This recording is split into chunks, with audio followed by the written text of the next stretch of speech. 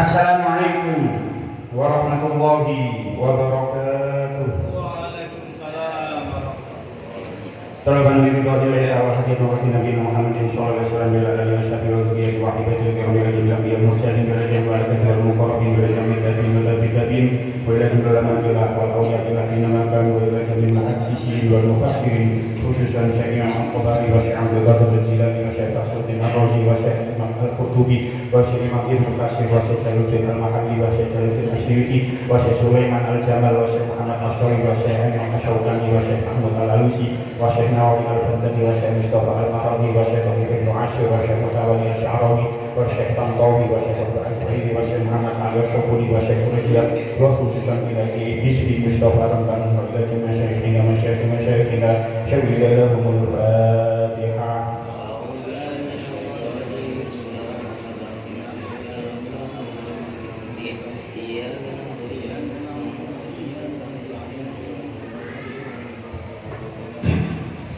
Bismillahirrahmanirrahim. Kita lanjutkan surah Al-Baqarah ayat 100. Qala Allah Ta'ala fil Qur'anil Karim. A'udzu billahi minasy syaithanir rajim. Bismillahirrahmanirrahim. Ma yawaddu alladziina kafaru min ahlil kitabi wal musyrikiina an yunazzala 'alaikum min khairin min rabbikum wallahu yahtassu bi rahmatihi man yasha' wallahu dzul fadlil 'azim.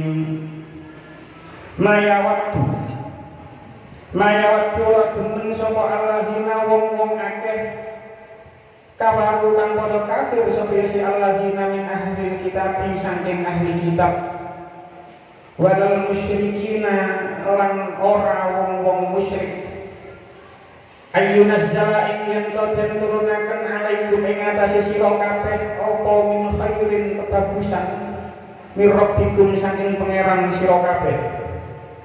Wallahu ta'ala Gusti Allah iku yahtassu nertentokake sapa si Allah bi rahmatihi kelawan rahmati Allah man ing wong yasha'u kang ngersakake sapa si man yasha'u kang ngersakake sapa si Allah ing man.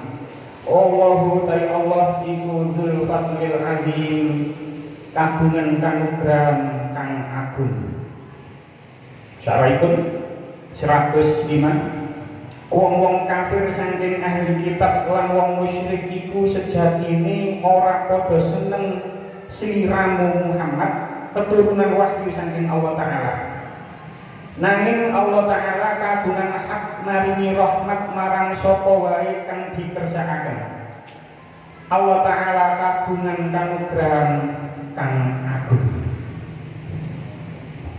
Ayat niki nggih sajane enten hubungan kali ayat kemarin, tapi karena kemarin awasi sampun hampir 50 menit sehingga ini boten diterusaken. Jadi kemarin wong-wong Yahudi niku matur marang Kanjeng Nabi dengan kata ro'ina. Artinya niku menyek Kanjeng Nabi. Terus dari Allah diperintahkan gantos sahabat-sahabat tiang-tiang Islam pun ngantos matur ro'ina Kanjeng Nabi tapi unzurna. Lah niki lanjutannya ayat 105. Ma yawaddul ladzina kafaru min ahli kitab wal musyrikina an yunazzala 'alaikum min khairin min rabbikum. Orang kafir dan ahli kitab dan orang-orang musyrik tidak menginginkan diturunkannya suatu kebaikan kepadamu dari Tuhanmu. Wallahu yahtassu bi rahmatihi man yasha. Dan Allah menentukan siapa yang dikehendakinya untuk diberi rahmatnya. Wallahu dzul fadlil azim. Dan Allah mempunyai karunia yang agung. Asbabun nuzul ayat niki diterangkan tentang kitab tafsir Al-Munir karanganipun Syekh Wahbah Az-Zuhaili. Teng mriku dikatakan qala al-mufassirun. Ulama ahli tafsir itu berkata Innal muslimina kanu idza qalu li khulafaihim minal yahudi. Sesungguhnya biar orang-orang Islam dulu tatkala berkata kepada para sekutu mereka dari Yahudi, aminu bi Muhammadin sallallahu alaihi wasallam. Iman sira kabeh marang Kanjeng Nabi Muhammad. Jadi orang-orang Islam ketika ketemu karo kanca-kancane sing Yahudi, niku orang-orang Islam matur marang kanca-kancane, iman marang Kanjeng Nabi Muhammad. Terus nopo jawab orang-orang Yahudi? Qalu, mereka berkata, hadzal ladzi tad'una ilaihi laisa bi khairin mimma nahnu alaihi. Agama yang kalian bawa kepada kami itu tidak lebih baik daripada agama yang kami peluk sekarang. Jadi orang-orang yang itu mengatakan agama Islam sing mbok tawat marang aku iku gak adoh karo agama sing tak peluk saiki. Walau wadatna law kana khairan, sungguh kami ingin agama kalian ini lebih baik. Ngomong ngoten itu dia berdusta. Fa anzalallahu ta'ala takdziban lahum. Maka Allah menurunkan ayat ini untuk mendustakan perkataan mereka. Jadi orang-orang Yahudi ngomong kayak ngoten itu aslinya lucu. Maka Allah menurunkan ayat ini. Lah, ayat ini itu menunjukkan bahwasanya ahli kitab itu kafir.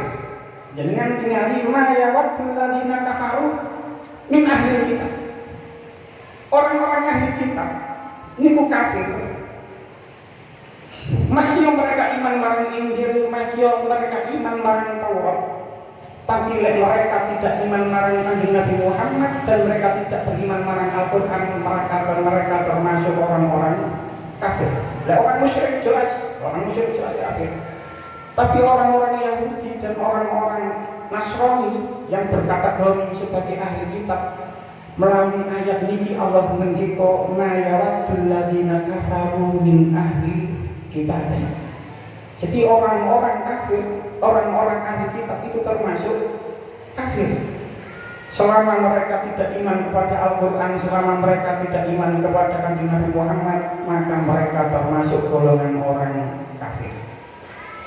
Ayat niku membantah anggapan kelompok yang menamakan dirinya sebagai kelompok Islam liberal.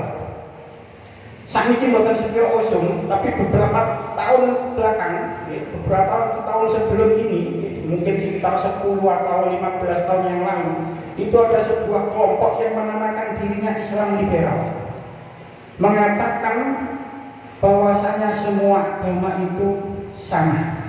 Selama dia baik dan mengerjakan sesuai dengan agamanya, maka dia akan masuk surga. Lewat ayat ini tidak seperti itu. Orang-orang Yahudi, orang-orang Nasrani yang kategori ahli kitab termasuk orang yang kafir. Mengapa? Pertanyaannya, mengapa kok mereka boten senang? Mereka kok mayawakdul ladzina? Mengapa mereka itu kok gak senang marang Kanjeng Nabi Muhammad, marang apa yang diturunkan kepada Nabi Muhammad? Jawabannya tenggone tafsir As-Sawi dikatakan hasadal lakum. Mereka ini hasud. Jadi orang-orang Yahudi, orang-orang Nasrani, kategori ahli kitab, dan orang-orang musyrik itu hasud marang Kanjeng Nabi.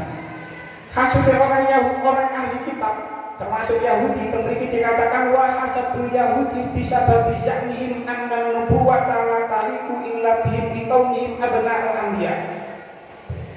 Orang-orang Yahudi itu hasud marang Kanjeng Nabi itu karena mereka menyangka bahwasanya kenabian itu tidak patut kecuali kepada diri mereka, karena mereka merasa menjadi anak-anak Nabi. Orang Bani Israel, orang Yahudi ini menganggap karena mereka punya garis turunan dari Nabi Yakub, Bani Israel bin Ishak, maka mereka berpendapat, berkeyakinan kalau kenabian itu harusnya ditompok mereka. Jadi orang-orang Yahudi hasud karena seperti itu. Dia tidak menyangka kalau kenabian bukan dari golongan Bani Israel.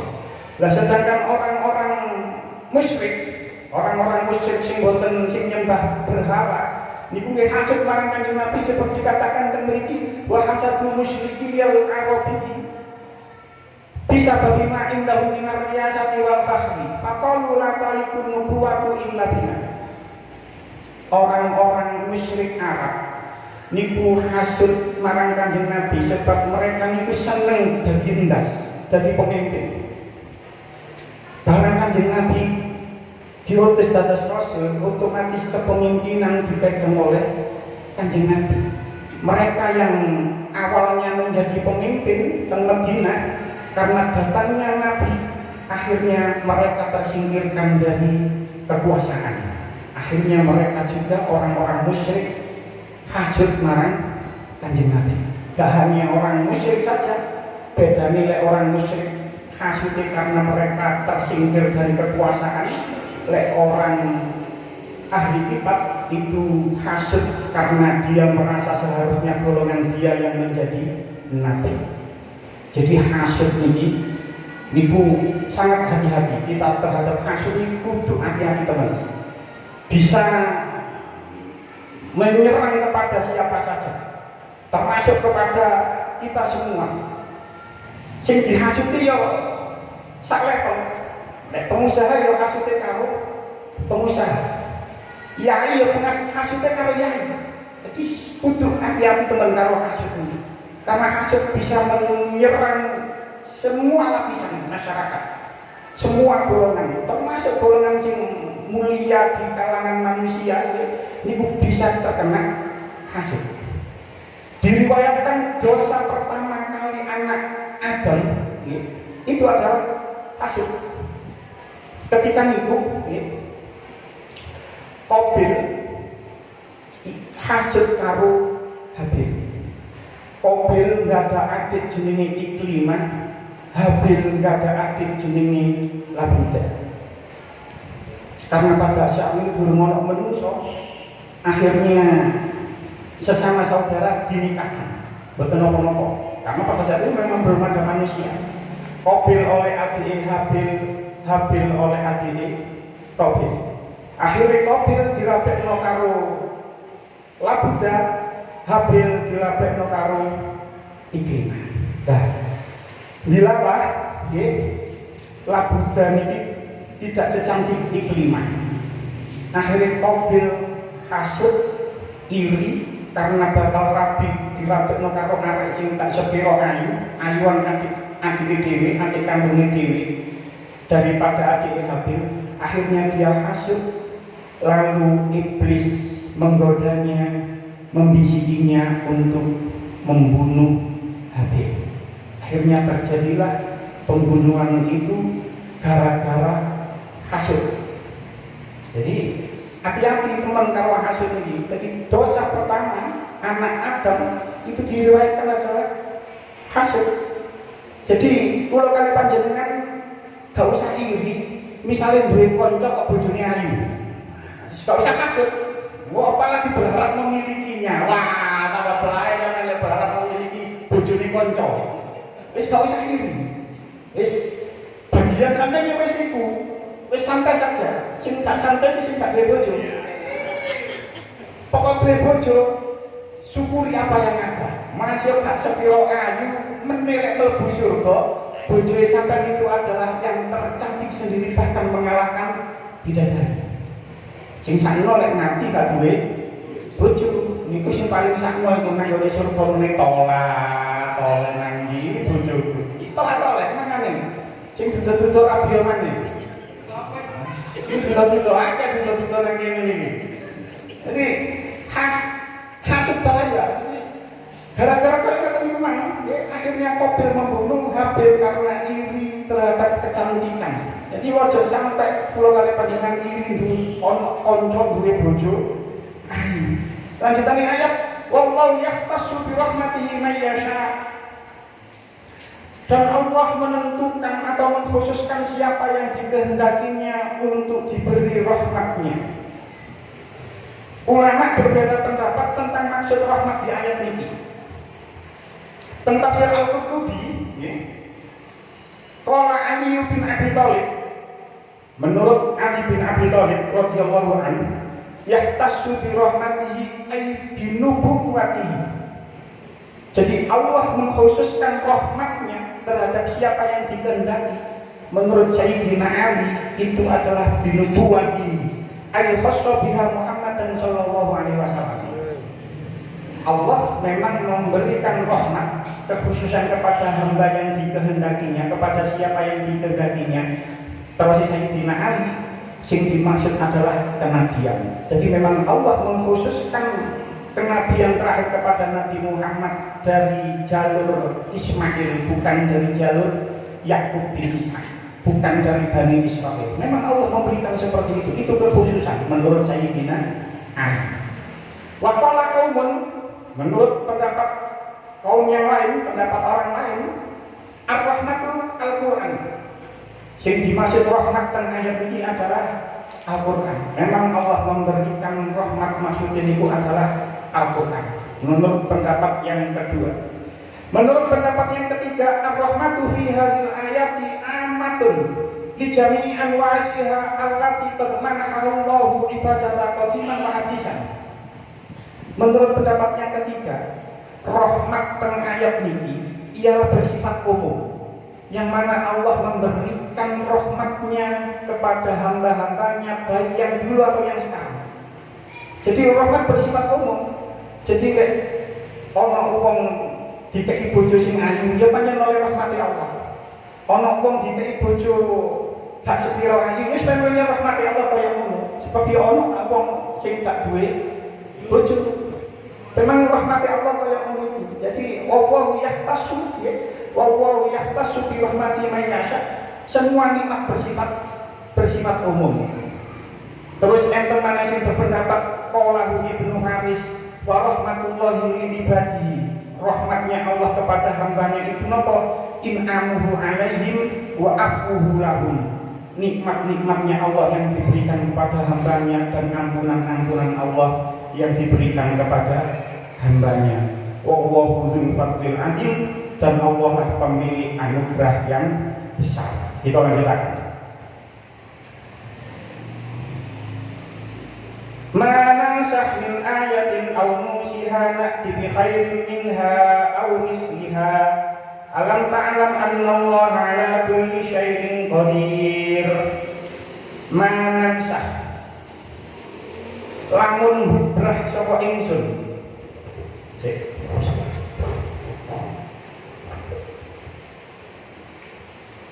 Manang sah lamun hubrah sapa ingsun min ayatin saking ayat aunun siha utawa ninggal sapa ingsun ha ing ayat nakti mongko nekani sapa ingsun bi khairin kelawan kang luwih bagus minha tinimbang saking ayat au misliha utawa padha ning ayat. Alam ta'lam ana orang ngerti sapa sira annallaha ing setuhune Allah ala kulli syai'in ing atase saben-saben perkara iku qadirun kuwasa. Pun setunggal ayat mawon. Maka sahmin ayatin aw nusiha na'ti bi khairin minha aw misliha. Apa saja yang kami nasahkan atau kami jadikan manusia lupa kepadanya, kami datangkan yang lebih baik daripadanya, aw misliha atau sebanding dengannya. Alam ta'lam annallaha 'ala kulli syai'in qadir. Tiadakah kamu mengetahui bahwa Allah Maha Kuasa atas segala sesuatu? Asbabun nuzul ayat ini dipun ceritakan teng kitab Tafsir Abdul Mansur karangane Syekh Jalaluddin As-Suyuti. Pemiliki dikatakan akhrajah Ibnu Abi Hatim an Thariq Ikrimah an Ibnu Abbas. Diriwayatkan dari Ibnu Abi Hatim dari jalur Ikrimah dari jalur Ibnu Abbas berkata Ibnu Abbas karena rubbama yanzilu 'ala Nabi sallallahu alaihi wasallam al-wahyu bil laili wa yansahu bin nahari fa anzalallahu hadhil ayat. Jadi diriwayatkan Ibnu Abbas berkata terkadang turun wahyu kepada Nabi pada malam hari. Wahyu turun kepada Nabi pada malam hari. Wayang sahu bin nahari. Kemudian Nabi lupa pada siang hari. Jadi ayat ini membahas tentang nasah. Niku jadi Kanjeng Nabi pernah turun wahyu pada malam hari. Terus awan di Kanjeng Nabi supi. Kanjeng Nabi supi. Niku bagian dari nasah. Enten mana keterangan nopo asbabun nuzul saking kitab tafsir Al-Munir karangan Syekh Wahbah Az-Zuhairi dikatakan qala al-mufassirun. Ulama ahli tafsir berkata innal musyrikina qalu, orang-orang musyrik itu berkata atauna ila Muhammadin, apa awakmu kan delok marang Muhammad, Rasulullah musyrik, apa awakmu kan delok marang Muhammad, ya'muru ashabahu ya bi amrin, Muhammad memerintahkan kepada sahabatnya dengan suatu perkara, summayan hahum anhu bihilafihi, kemudian Muhammad mencegahnya sahabat melakukan hal itu, ya, terus mengerjakan hal yang berbeda. Wa yaqulu al-yauma qawlan, Muhammad berkata pada hari ini seperti ini, ya, wa yarji'u anhu dan kemudian berbeda kemudian hari di besok hari. Ma fi hadzal qur'ani illa kalam Muhammadin. Terus orang-orang musyrik, Al-Qur'an ini bikinan Muhammad. Al-Qur'an ini kalam Muhammad. Jadi memang menceritakan Kanjeng Nabi pernah memerintahkan suatu perkara di kemudian hari, perkara tersebut boten ansal. Jadi ayat ini menceritakan tentang nasah. Napa niku nasah? Teng tafsir As-Sawi, nggih, teng tafsir As-Sawi, lughatan al-izaratu wan naql. Nasah secara bahasa niku bermakna izalah, ngilangi, menghilangkan. Al-naql atau memindah. Jadi bisa dimaknani memindah, bisa dimaknani menghilangkan. Lek memindah, anggone tafsir Al-Qurtubi dikatakan memindah dari Lauhul Mahfuz ke langit dunia. Jadi Al-Quran awalnya teng Lauhul Mahfuz, terus dipindah cara sakniki niku di copy paste. Awalnya nanggone Lauhul Mahfuz, terus copy paste diturunno nang dunya dadine mushaf Al-Quran seperti yang kita kenal sekarang. Niku kalau nasah dimaknani naql, pindah. Tapi bukan itu yang dimaksud di ayat ini. Yang dimaksud nasah di ayat ini adalah Tengonek tafsir Al-Qurtubi dikatakan yang dimaksud adalah al-ibtalu wal izalatu, membatalkan atau menghilangkan.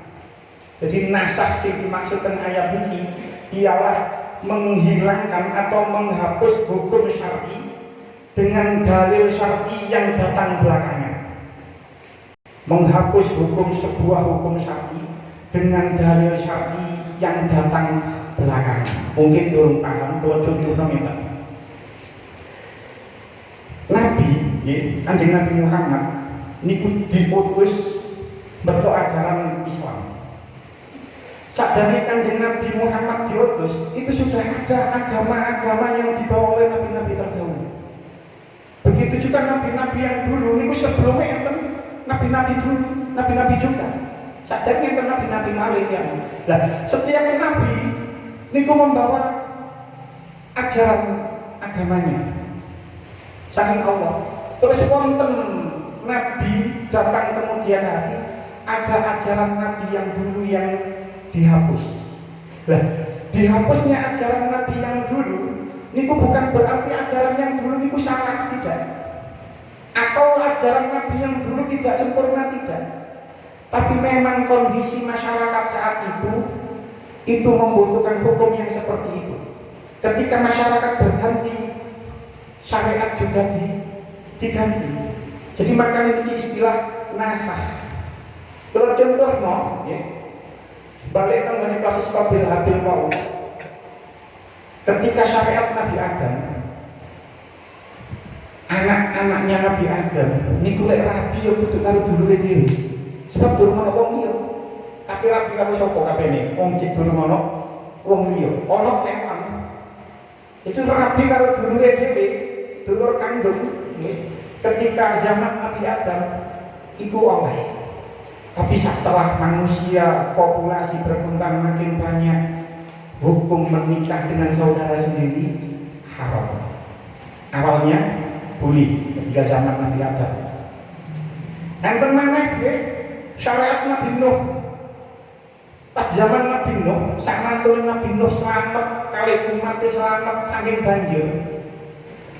Terus saat Nabi Nuh medal naik kapal, itu semua jenis daging hewan itu halal kecuali getini.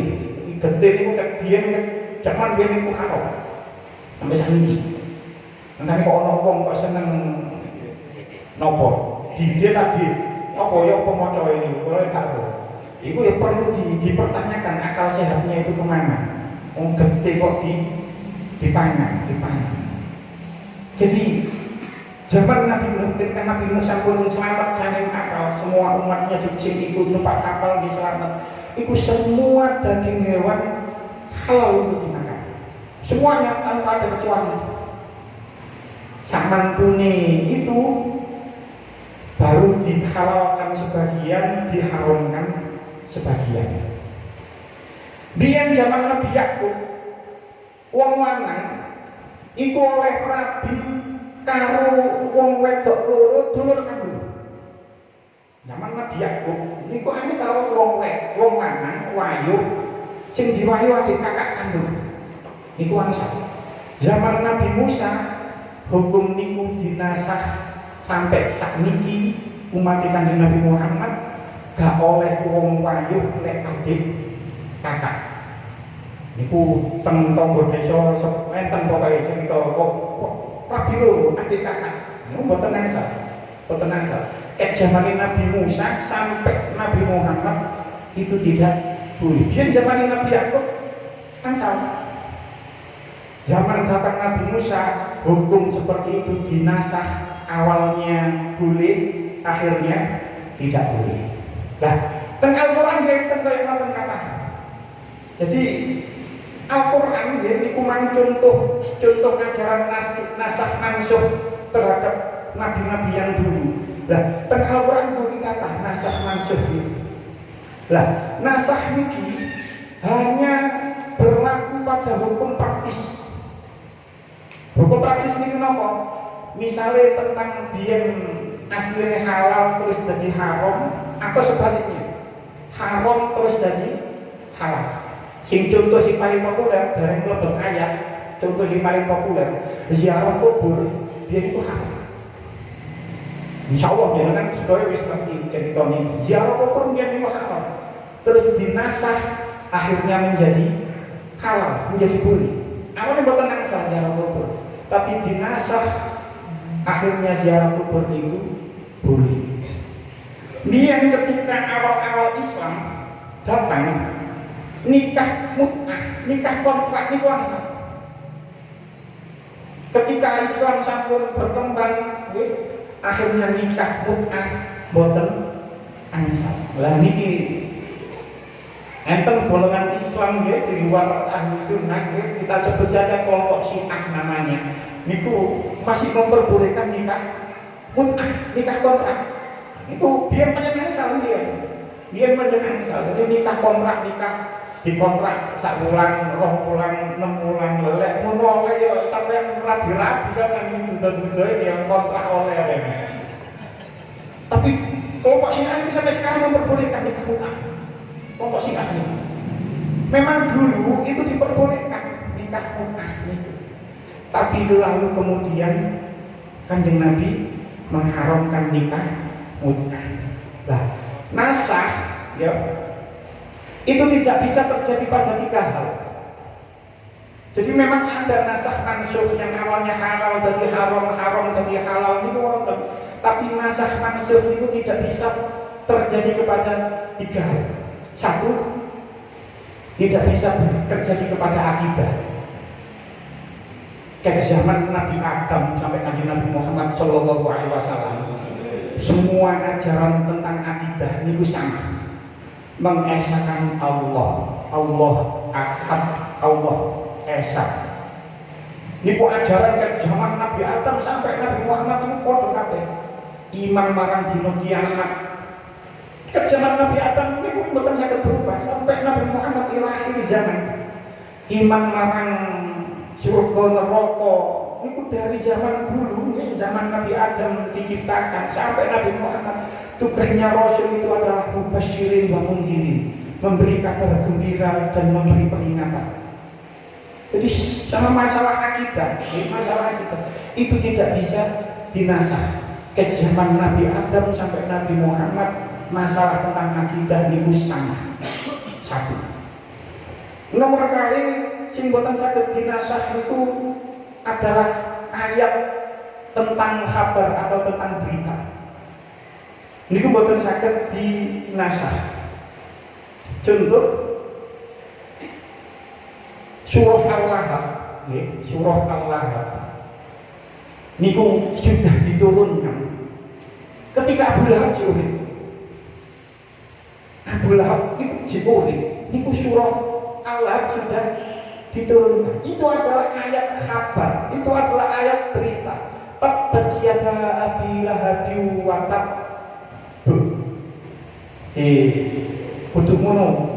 Kapan ana sing tabas yada bila abi watab ngono tok sing ngimami kok tau lah kok ngono wae ngono iki mati sak ngene iki kudu mandeg sik watab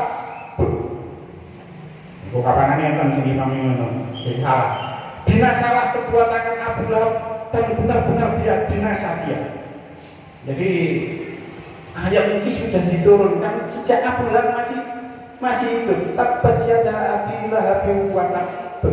Ma'ahna anhu maluhu wa ma kasab. Tidaklah berguna baginya hartanya dan apa yang diusahakan.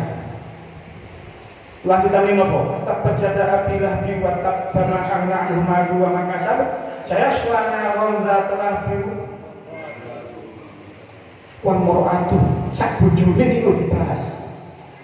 Bojone Abu Lahab niku sampe dimasukno nang ngene ayat. Wa mur'atu hammalatal hatab.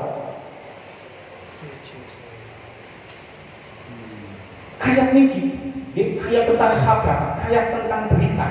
Ini sudah menceritakan kalau nanti Abu Lahab mati dalam keadaan kafir dan masuk neraka. Nah, ayat ini betul-betul dinasah. Yang ternanya ayat menceritakan tentang Fir'aun. Teng surah Yunus, buka. Teng surah Yunus ayat 92, teng Gusti Allah dawuh fal yauma nunajjika bi badanika litakuna liman khalfaka ayah. Maka pada hari ini kami selamatkan jasadmu Fir'aun maksudnya agar engkau dapat menjadi pelajaran bagi orang-orang yang datang setelahmu. Ayat ini niku turun ketika tahun sekitar 600 Masehi. Dekade 600 Masehi. Fir'aun tenggelam itu pada abad 12 sebelum Masehi.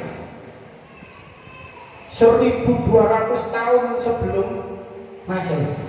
Al-Quran sudah memberikan informasi jasadnya Fir'aun dijaga, diawetkan supaya menjadi pelajaran bagi generasi berikutnya. Itu ketika Kanjeng Nabi tasik gesang, tasik wonten sampai Kanjeng Nabi sedo. Ayat itu tidak dinasah. Padahal sampai Kanjeng Nabi sedo belum ada bukti kalau jasad Fir'aun itu diselamatkan. Tidak ada bukti. Sampai abad 19 Hijriah jenazah jasad Fir'aun itu baru ditemukan pada sekitar tahun 1898. Jadi kan bayang loh, dari Al-Quran itu turun, ketika ayat itu turun, surah Yunus ayat 92, itu jasad Fir'aun masih belum ditemukan. Tapi Al-Quran sudah mengatakan seperti itu. Pada hari ini, terus Al-Quran itu kan pada hari ini dan kami maka pada hari ini kami selamatkan jasadmu agar engkau dapat menjadi pelajaran bagi orang-orang yang datang setelahmu. Niku kan ayat Al-Quran itu turun sampai tahun 1898 itu belum terbukti. Baru ketika 1899 ada jasad ditemukan dan diteliti, ternyata itu adalah Fir'aun. Baru terbuktilah mukjizat Al-Quran. Ini salah satu mukjizat Al-Quran. Salah satu mukjizat Al-Quran. Jadi ayat tentang kabar, ayat tentang berita itu tidak bisa dinasah. Sebab sampai bisa dinasah, itu membuktikan kalau yang membawa berita itu bisa jadi salah. Jadi makanya enten kelompok aliran, enten sebuah aliran, terus dia mempunyai pemimpin, terus pemimpinnya mengatakan bahwasanya pada tanggal sekian saya mendapat bisikan dari Tuhan, misalnya saya mendapatkan bisikan dari Tuhan, empuk tanggal saat ini terjadi koyok ini. Terus kok dilalah pada tanggal minggu, mboten terjadi nopo-nopo. Terus dia mengatakan Tuhan berubah pikiran. Itu kan wonten koyok ngono. Mungkin tanggal saat ini kiamat, mungkin tanggal saat ini ono nopo asap turun, Tuhan turun. Ada yang seperti di musim kemarin. Ono Tuhan turun bakal nopo menutupi bumi bakal gelap, ada Tuhan turun tanggal saat ini. Kalau dia mengatakan seperti ini, terus ketika pada tanggal ini bukan terjadi nopo-nopo, terus dia mengatakan Tuhan berubah pikiran, maka berarti dia ajarannya sesat. Sebab tidak mungkin Tuhan berubah pikiran. Niku wonten kaya wonten kelompok-kelompok kita niku ada. Niku ayat tentang berita ini yang tidak bisa dinasah. Ayat sing boten saged dinasah niku adalah tentang prinsip-prinsip umum universal. Artinya apa? Semua agama dari zaman dulu niku selalu mengajarkan kebaikan. Dikongkon berbuat baik, dikongkon berbuat adil, harus berbakti kepada kedua orang tua. Itu tidak akan dinasah. Tidak boleh berbuat zalim.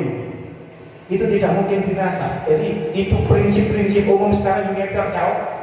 Berbuat baik sesama manusia, berbuat baik, berbakti kepada kedua orang tua, itu adalah ayat-ayat yang tidak bisa dinasah.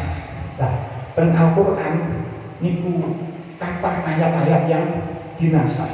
Temuan ini dikatakan teng Al-Quran niku ada yang dinasah imma bilafdin awil hukmi aw bihima.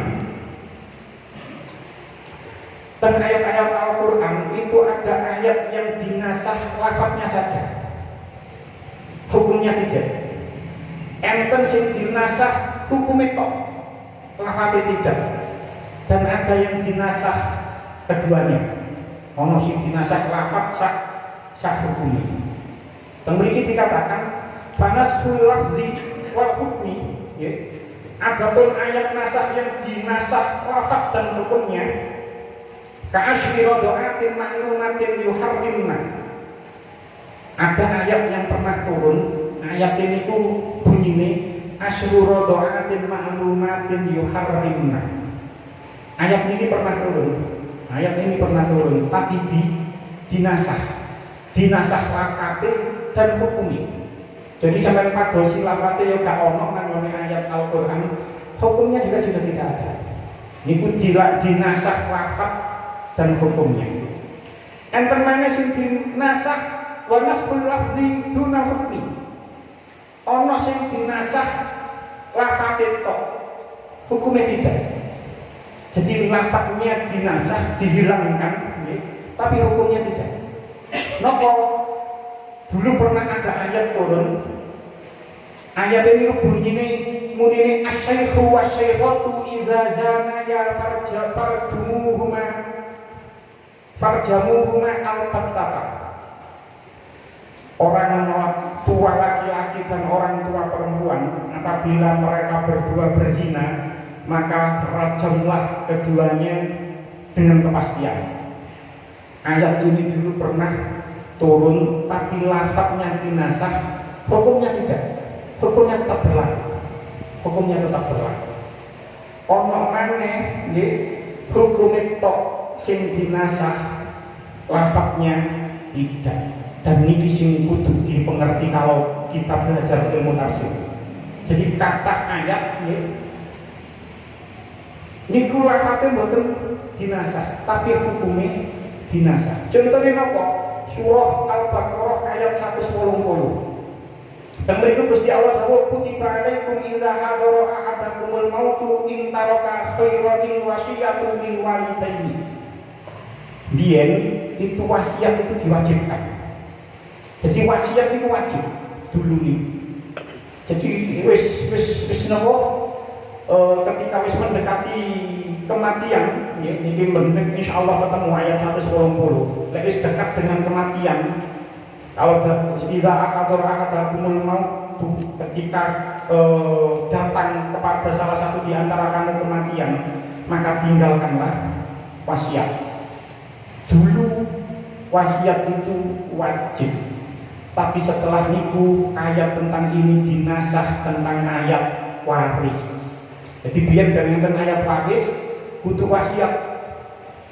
Dulur oleh sakmini, bapak oleh sakmini, bojo oleh sakmini, ditinggalani wasiatnya kaya ini itu dulu seperti itu. Tapi akhirnya ayat tentang waris, ayat tentang wasiat dinasah dengan ayat tentang waris. Ayatnya masih ada, lafadznya masih ada. Surah Al-Baqarah ayat 140, kewajiban wasiat, tapi sudah dinasah dengan ayat tentang waris. Wonten maneh nggih, teng surah Al-Baqarah ayat 240 nggih. Teng surah Al-Baqarah ayat 240 dan mriku Gusti Allah dawuh wallazina yutawaffawna minkum wa yadharuna azwajan wasiyatan li azwajihim mata'an ilal hauli ghairu ikhraj. Wong wedok nek ditinggal bojone mati niku dulu masa iddahnya itu 1 tahun. Setahun. Jadi wong wedok kok bojone sing lanang mati iku masa iddahnya 1 tahun. Kemudian ayat niku dinasah kali surah Al-Baqarah ayat 234 nggih. Ten mriku di 234 ten mriku dikatakan walladzina yatawaffawna minkum wa yadharuna azwajan yatarabbasna bi anfusihinna arba'ata ashhurin wa asyra. Aslinya masa iddahnya 1 tahun, terus dinasah menjadi 4 bulan 10 hari. Dulu awalnya 1 tahun, mari ngono dinasah menjadi 4 bulan 10 hari. Ayatnya diono, tapi dinasah. Begitu juga minum khamr. Wong Arab niku biyen sampun kali khamr. Tidak bisa lepas dari khamr. Ibarat kula kali panjenengan sing seneng nopo rokokan nggih, itu rokok kan nggak bisa lepas. Wis titik-titik is rokokan, wis bagi kita yang ahli hisab, nggih sing ahli hisab. Niku mesti rokokan terus. Mari ngopi rokokan, rokok cikurung teh nyambung. Iku orang yang seneng dengan rokok niku sing nyetek temen karo rokok. Niku ya kaya wong zaman nopo Arab dulu niku sangat suka dengan khamr, minum khamr. Awal minum khamr itu buat apa-apa. Jadi ketika Islam datang, awalnya minum khamr itu buat apa-apa. Teng surah An-Nahl ayat 7 itu, ya. Teng surah An-Nahl ayat 7 itu, teng mriku dikatakan wa min samaratin nakhili wal a'nabi tattakhiduna minhu sakaran wa rizqan hasanan. Inna fi dzalika laayatal liqaumin yaqilun. Dan dari buah kurma dan anggur kamu membuat minuman yang memabukkan dan rezeki yang baik. Jadi awalnya boleh mobil khamr itu ketika Islam datang. Derek boten langsung dilarang tidak. Mantun niku ayat niku dinasah. Dinasah kali surah An-Nisa ayat 43. Temriku Gusti Allah dawuh ya ayyuhallazina amanu la taqrabus sholata wa antum sukara hatta ta'lamu ma taqulun. Wahai orang-orang yang beriman, janganlah kamu mendekati sholat dan kamu dalam keadaan mabuk sehingga kamu mengerti apa yang kamu katakan. Jadi ayat memperbolehkan oleh mobil khamr itu dinasah dengan ayat ini surah An-Nisa ayat 43. gak oleh ngombe khamr lek idek waktu sholat. Zuhur nang asar itu idek. Kan zuhur nang asar idek. Asar nang maghrib idek. Maghrib nang isya tambah idek mana. Sehingga dulu ketika ayat ini turun oleh ngombe khamr niku lek mari isya ambek mari subuh. Sebab waktunya panjang. Jadi awalnya seperti itu, hukum minum khamr itu gak langsung haram, tidak. Awali oleh, terus gak oleh ide-ide waktu sholat, sehingga minum khamr itu diperbolehkan mari isya ambek mari subuh karena waktunya panjang. Baru setelah itu diturunkan surah Al-Maidah ayat 90, ya ayyuhalladzina amanu innamal khamru wal maisiru wal ansabu wal azlamu rijsum min amali syaitan. Wahai orang-orang yang beriman, sesungguhnya minuman keras, berjudi, berkorban untuk berhala dan membudi nasib dengan anak panah adalah perbuatan keji min amali syaitan, termasuk amalnya syaitan. Fajtanibuhu la'allakum tuflihun. Maka jauhilah agar kamu termasuk orang yang beruntung. Jadi ayat tentang larangan minum khamr itu tidak langsung wonten, tidak, bertahap. Dinasahnya itu bertahap. Awalnya boleh, terus manten itu oleh, tapi tak oleh ide-ide dengan waktu sholat. Baru setelah itu dilarang secara total. Jadi ayat ini menceritakan tentang nasah, ya. Lanjutannya ayat ini tasik aulun siha. Aulun siha ini insya Allah dilanjutkan pada pertemuan yang selanjutnya. Pun jika semangat mungkin kita diketahui manfaat. Niki di luar ayat nih, kalau cerita sedikit. Insya Allah mulutani tanggal pun angsal penceramah. Insya Allah mulutani 4 November. Tak mulut, lumayan tasik suwe. Karena lumayan tasik suwe. Niki kula sakniki niku namung kopiah, menawi purun kembaran digawe seragam kopiah. Karena ini insyaallah sakjane mulutan mungkin nopo ketika ape poso nggih biasa gawe ziarah nggih saged digawe seragam, saged digawe ziarah. Menawi kersakaken saged menghubungi teng takmir mawon. Ini saged syukur-syukur saged didamel kembaran pas wayahe mulutan. Terus menawi kersakaken langsung pre-order. Mungkin saged didamel pas wayahe mulutan. Lek semakin cepat insyaallah saged. Umpami mboten saged nggih mending lek dikersakno dawa umur dikersakno gadhah rezeki saged didamel sarang-sarang pas wayahe ziarah sadurunge posoan.